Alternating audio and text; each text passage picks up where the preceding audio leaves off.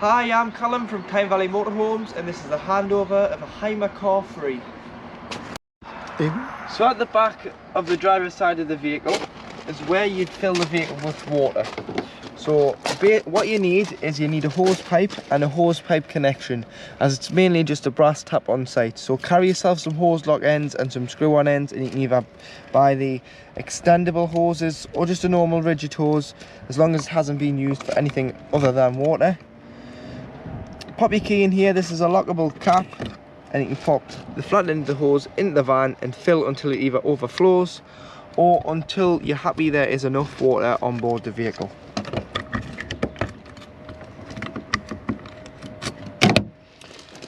At the back of the van, you've got your high level reverse camera, brake light underneath that, and then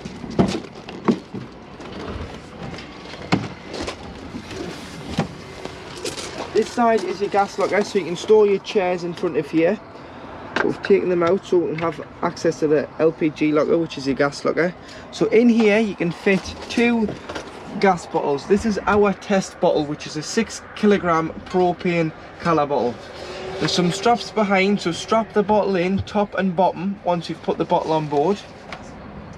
And then to connect the pigtail, which is this orange hose here, it's a left hand thread, opposite threads with it being gas, and then you'd use a spanner and nip it up. Turn the cylinder on and off from the top of the bottle and press the green button in to allow the gas through the crash valve, which is here, into the vehicle. Should you be having any other problems, you can then press this green button here at the top. So there's a green button just here at the top, and that's a crash valve.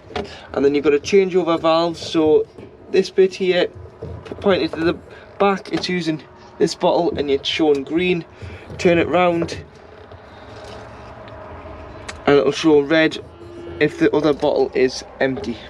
Or if you've got 2 bottles, you can just change it over. Obviously you can fit another bottle behind, so you can use 2 gas bottles on the vehicle.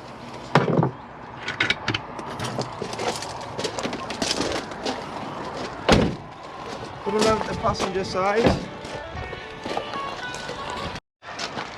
So to empty your cassette, behind here is your cassette.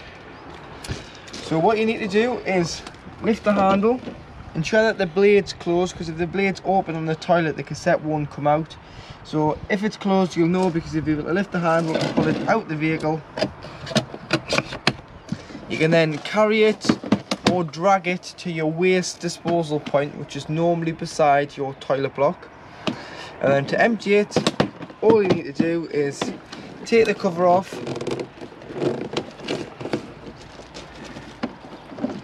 press the orange button at the back and tip the content of the cassette out. Once you've tipped it out, put some water in and give it a rinse and tip out again. Then put your chemical in here. So you want to put about 120 ml. You can use this as a measuring stick, but if not, you can just do it by eye and put about 120 milliliters of either the blue or the green into the spout, and then put it back in the vehicle and it's ready to be used.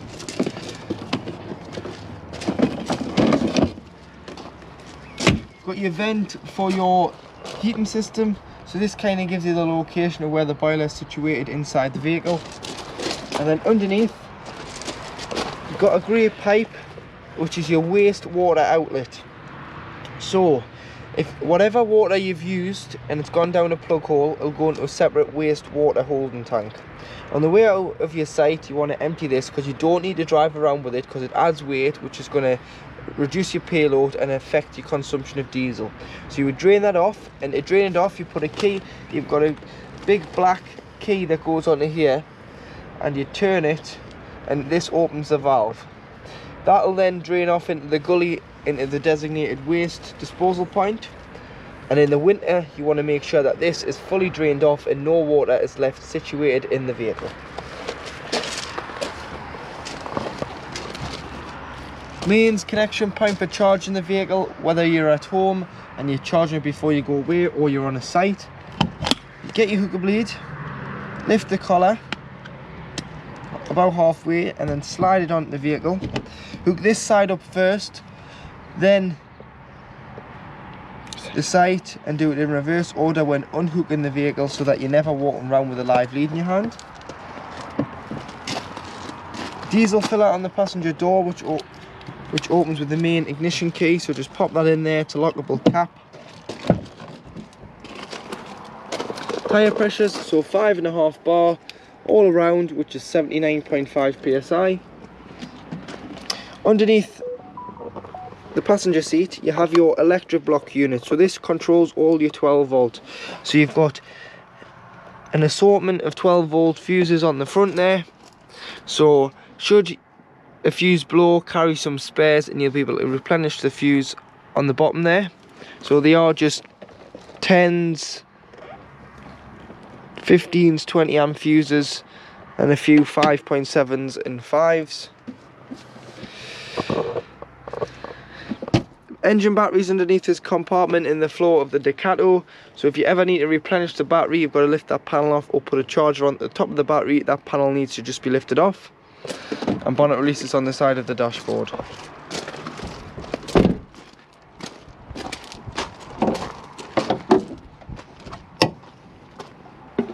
Now underneath the bonnet you do have your screen wash, which is the main one you're going to need. Then lift these 3 tabs off and you've got your power steering fluid, your coolant, your brake fluid, your oil filler at the back here,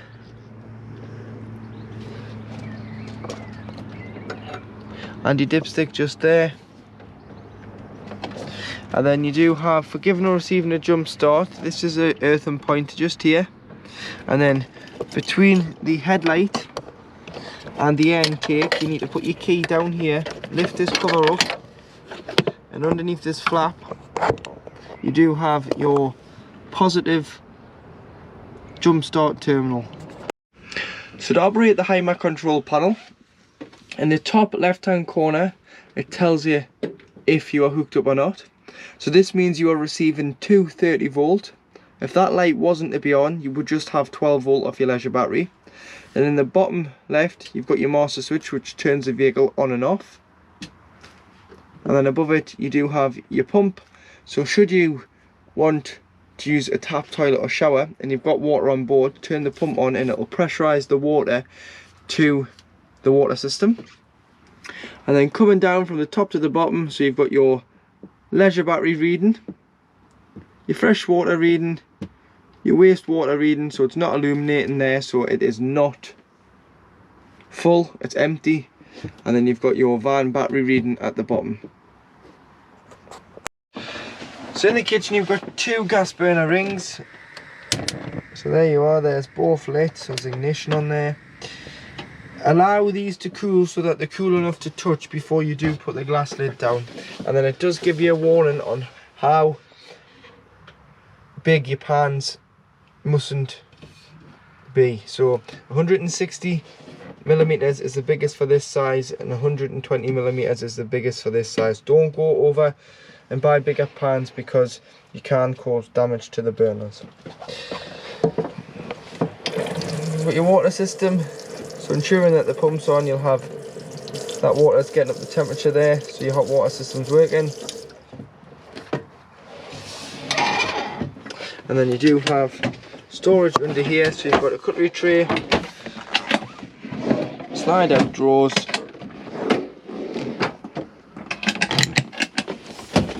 and then above, pushing the catch behind the handle in to release the door, you've got storage above.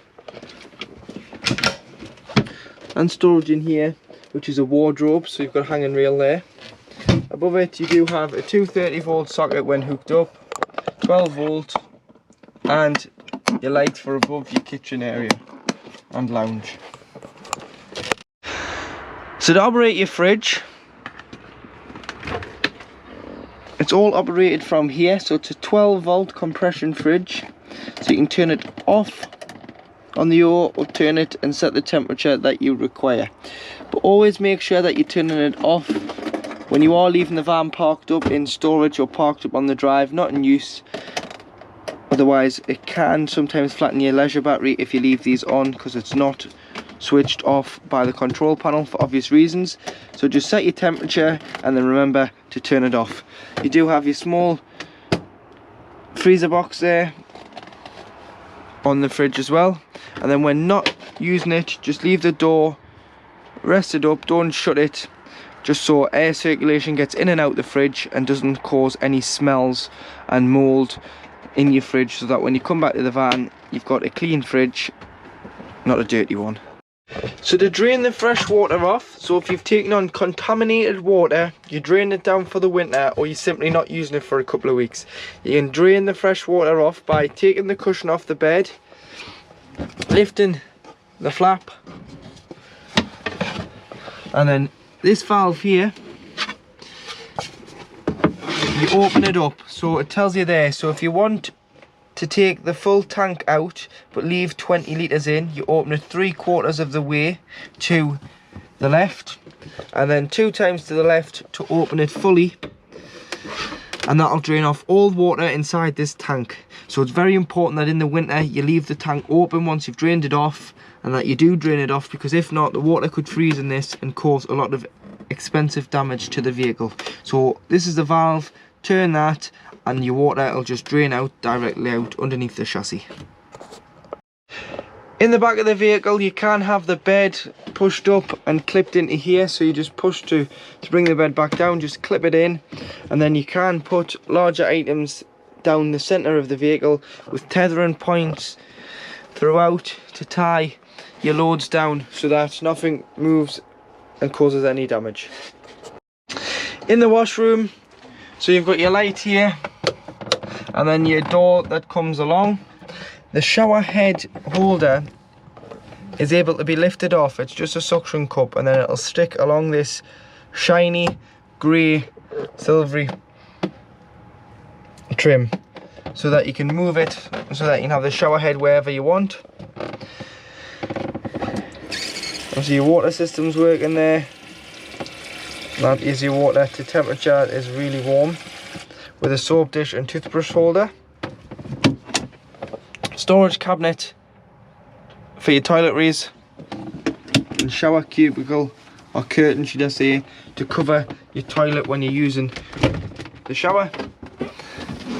And then to operate the toilet, make sure that you've got the pump turned on and make sure that you've got water on board. And you see that blue button at the back, that's what you pressed for flush. So always flush the toilet first to put a little bit of water between the blade and the seal. And then you want to open the blade handle, which is this here. This is the blade handle. Slide it away from you to the right. You can then use the toilet. Flush after use. Slide it back to the left to close the cassette. Once you've flushed, close it, and then when this light lights up underneath the diagram of the cassette, it indicates that the toilet is full and needs to be emptied and changed. So you can do all that from there, and obviously the toilet does spin so that you can get the right position that you want with a toilet roll holder. And you've got it is heated in here, so you can open that up so you can get a nice bit of ventilation in the shower cubicle. We've also got a hanging rail round the skylight, which doubles up great if you've got wet towels, wet coats, wet clothing. Put them in here, shut the door and put the heating on. This is the smallest place in the van and it'll get lovely and warm, so it'll dry your clothing out in no time. In the cupboard here you do have a Vision Plus TV booster. So the TV aerial that's fitted is a fixed aerial, but you can use the booster to amplify and min-max the signal should it be too strong or too weak. And then to use your EM-Tronics TV, which is a 230 volt TV, it's got to be hooked up for the telly to work because it's down off the socket in the corner there. Turn it on, and then every time you move you need to hit menu, which is this one here, auto tuning, select your country, which is UK in the bottom right hand corner, and then let it go and it'll find as many channels as it can in your area. So in the cupboard, underneath your dinette seat, so your 2 extra travelling seats in the back, you've got your electrical unit at the top, your mains trips on mains 230 volt. So So if you've tripped the van, try here before you try your sight. And then you do have your boiler drain down valve. So this valve is known as a Truma anti-frost control valve. So you can have a look at that and see how that operates, but I'll show you how you drain the boiler down in the winter. So in the winter, this will react to 3 degrees and open up. So if the temperature drops below 3 degrees when the van's not in use, this will drop the water out. So the button on the side, just down here, will pop out. That means it's drained all the water off, but don't rely on it. What I would do is, if I was winterizing the van, I would just simply open the valve. So all you need to do is grab a hold of the diamond on the top. It's from side to side, point it the other way, the nib pops up, the button at the bottom pops out here, and that's draining the 10 litres of water that the boiler can hold off directly out underneath the chassis. You would then leave this in this open position, ensure that you've opened your fresh and your waste, and then opened all your taps throughout the van to stop any water from sitting in any pipelines and causing any airlocks. And then you'd open the fresh, or should I say the warm water system at the back, open this up, and the water will drain directly out underneath the chassis. But it does tell you on here that you need to open that valve, and then this is your boiler valve. So open, turn 90 degrees and push the button in to close the valve. But should the button not be staying in, what I would do is heat the area first. So put the space heater on without the water heater, allow the boilers behind here that gets nice and warm until you can push the button in at the bottom and the button physically stays in. Then you can start heating your water should the valve not be staying shut. So now in the cab, to the right of the driver, you do have your handbrake, and then on the doors, or should I say the driver's door, you do have your driver and passenger electric window switches, and then you've got your electric adjustment for your mirrors. So your mirrors are adjustable top and bottom with the glass, so you can choose which one you want, bottom one being the blind spot, and you can adjust them to suit. And then it is fitted with Hymercar blinds throughout, so pinch and slide, and you've got your doors blacked out, driver and passenger, and then pinch, slide this one out, slide them to meet, and then it is just a magnetic strip on there. So if it's going to be potentially windy, put an elastic band or hair bubble around the 2 handles there to stop them from pinging open. You've got your headlight adjustment and your rear fog lights. Your trip computer is on the end of your wiper stalk, so you can go through your average and instant consumption, your travelling, how much is left in your tank, your range, your instant and average travelling times, and so on, all through there. Lights and indicators. And then on the bottom stalk, you do have whether you want your cruise control on or your speed limiter. So at present, it's off. Turn it up, your cruise control's on, and it comes up cruise control on, and you get the green light in the bottom of the rev count. You'd get up to your desired speed, and then you just knock it up to set your cruise control on. You push up to speed up and pull down to slow down.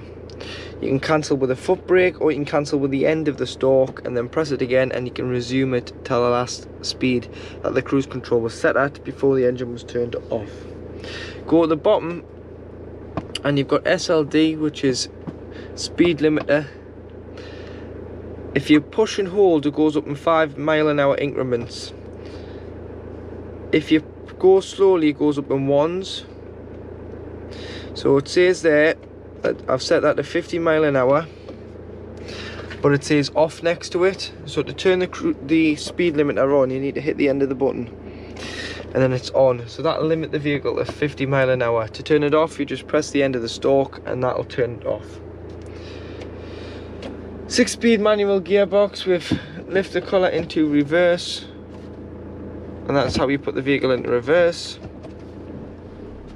You've got this switch here, which means you can turn your radio on when the ignition's not on. So when you're parked up, you can have the radio on, should you like to listen to the radio when you're parked up on site or while camping. Lockable glove box. Traction control plus, so if you're on a wet grass, gravelled pitch, and you're struggling for traction, you can turn that on. That one's redundant, that's hill descent control, but this is a manual, that's more for an automatic. You've got your hazards, and you've got your lock button, so you can lock all the doors on an evening, as it's a van conversion. Heated mirrors, 12 volt for charging, and a USB for charging here. On the outside left hand dial, you do have the temperature that you want the cab to be, and then on the inside, the fan speed must be on at least 1 or more for the aircon to work, which is this one here. And then on the right hand outer dial, you've got your distribution, so whether you wanted to go to face, feet or screen, and whether you're bringing fresh air in or recirculating air within the van. And then finally, to operate your Pioneer head unit, you can turn it on, scroll for your tracks here, so you just scroll through until you find your favourite tracks. You can connect your phone via a USB, and you can connect via Bluetooth, so you'll be looking for this name here in the bottom, so it ends in X8700 DAB, so look for that on your phones when you try to pair with it, and you should be able to pair with it so you can receive and answer calls. Should you want to pop the head unit out, you can pop the fascia out just like here and take that away.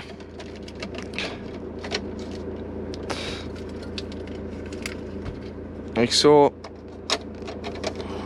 Just clips in as your fascia surround, and then you can pop your head unit back in.